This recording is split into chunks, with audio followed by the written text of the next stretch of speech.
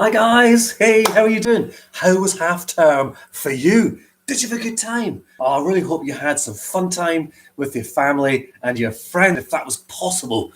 And here's a question for you teachers. Are you ready? Did you get some long lions? Did you get some long lions? I really hope so, because you deserved them. You really did. Right. So you're back at school. I hope you guys are raring to go. It's shout out time number 1. Are you ready? Okay, so this week, when I shout out, hip hip hooray, I want you to shout out, are you ready? The village or town that you live in. Okay, you ready? So, village or town that you live in, guys, hip hip hooray, shout out, where'd you live? Aha, yes, Britain for me. Nice one, everybody. Excellent. Okay, shout out 1. Well, do you know, it is definitely time to get my buddy Angus McShugle with us, don't you reckon? Okay, so here we go. Hip hip hooray, Angus McShugle. Are you ready? Hip hip hooray, Angus McShugle. Oh, yeah, he's on his way. Oh, hello, buddy. Great to see you. How are you doing today? Are you okay? Did you have a good half term too? Oh, what did you get up to? Yeah, you did. He had loads of lions, by the way. Yeah, you were one sleepy little chappy during half term, weren't you? Oh, nice one. I'm glad to see you're awake and joining us today. Oh, right, okay, so now that you're here and awake, Angus, how about some jokes to entertain us? Shall we go for that? Yeah, here we go, everyone. Hold on to your horses. What's orange and sounds like a parrot? Oh, Angus, a carrot! A carrot! Do you know what? That is possibly the worst joke yet. Okay, one more.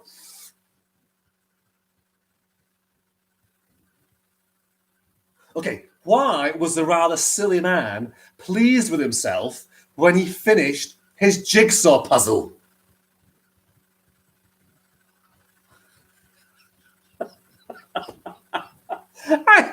Because on the box it said 4 to 6 years and he did it in 2 weeks.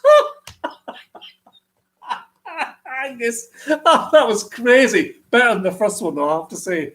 Oh, right, guys, today, a bit like last time, we're not having a story because we're going to dive straight into some thinking time together.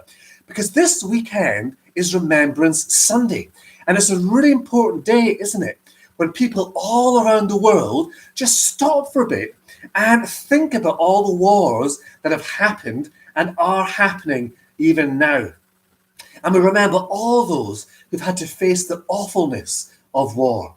And we also use the time to say a really special thank you to everybody who's fought and even died in war so that we can live in peace and freedom and safety. So, to start us off with our thinking time, have a look at this picture. Have a look at this one, guys. Look at this. Can you see that? I'll put it there. I wonder what you think that is. Any ideas? What's going on here? They look like they're having fun, whatever it is, don't they? Well, I'll tell you what it is, guys. That is what's called a knot game, all right, or a tangle game. And I think you've played this before. I've done it when I've been in your school, I know, for collective worship or assembly. A group of kids gets themselves into a knot or a tangle by facing each other in a circle, closing their eyes, and then putting their hands out in the middle and grabbing the first hands that they find. And then they've got to get themselves out of that knot, out of that tangle. Oh, it's lots of fun. It really is. And they've got to do it without letting go of their hands. Whoa, quite a challenge. Loads of fun. And I think you had some fun, some of you, when I came to school and did it. Not probably that long ago.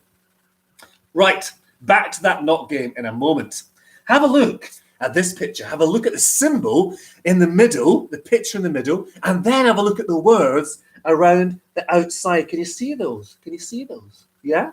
Now, what I want you to do, I want you to think about what those words mean.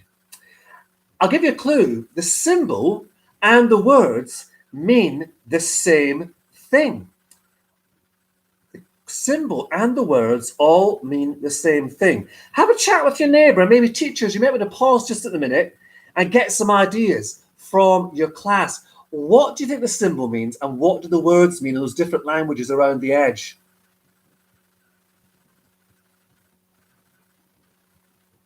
Let's go a bit further away. You can see all of them. Look at them all there.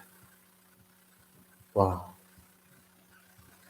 Well, I hope you've paused there a little bit. Angus and I were having a think too. I love some of these. They've got words like pace in Italian, amani in Swahili, salam in Arabic, and frieden in German, heiwa in Japanese, shanti in Hindi, all sorts of wonderful ones here. We've even got, I can't say if I Sumikikiatu in Comanche, which are Native Americans in the States. So I wonder what you thought that symbol means and what all those words mean. Angus, what do you reckon? Yeah, peace. That's right. The words mean peace. And I'm really glad, by the way, can you see it here, that the word shalom is included in our words here? Because shalom is the Hebrew word for peace. It's the word in the Bible for peace. But you know, the thing about shalom is it's not just personal inner peace, feeling calm and still. It's much more than that. It's about making sure that all people everywhere can live their lives to the full, in freedom, in safety, and that they can have enough to eat and drink. Shalom, peace, is about looking out for the best in others rather than expecting the worst. But we know, don't we, guys, that our world's not always like that, is it? Individual people and whole groups of people and even countries can be selfish and hateful and unloving and uncaring and rude and violent to others. It's a bit like that knot or that tangle in the game we talked about. That's what our world can sometimes feel like, all knotted up. Bringing peace into our world is a bit like trying to undo that knot in our game. That's what these kids are doing, isn't it? They're trying to undo that knot in the game. Just like we can only try to undo the knot in our game and can't undo the knots in others' games, so in a way we can't bring peace to the whole world, can we? But I think we can start to make a difference right where we are. And just as in the game, no one person can undo that knot by themselves, but can only do it by working with the other people in the group. So helping to bring peace, undo the knots where we are, is only possible when we try and do it together. You know, there's a book in the Bible called A Letter to the Romans, and it was written by one of the very first Christian leaders 2,000 years ago. Woo! An amazing guy called Paul. And he wrote this to some of the very first Christians that lived in Rome in Italy. He said this: do everything possible on your part to live in peace with everybody. Do everything possible on your part to live in peace with everybody. Wow. Angus, guys, I wonder what you think he meant by that. I wonder how we can do this right where we are, in our schools, our homes, wherever we are. What sort of things can we do to live like this with each other, to live in peace with everybody as much as we possibly can? Teachers, can you pause for a little bit and have a little chat together? We'll create some ideas. How can we do this? How can we live in peace at the best of our ability with people around us?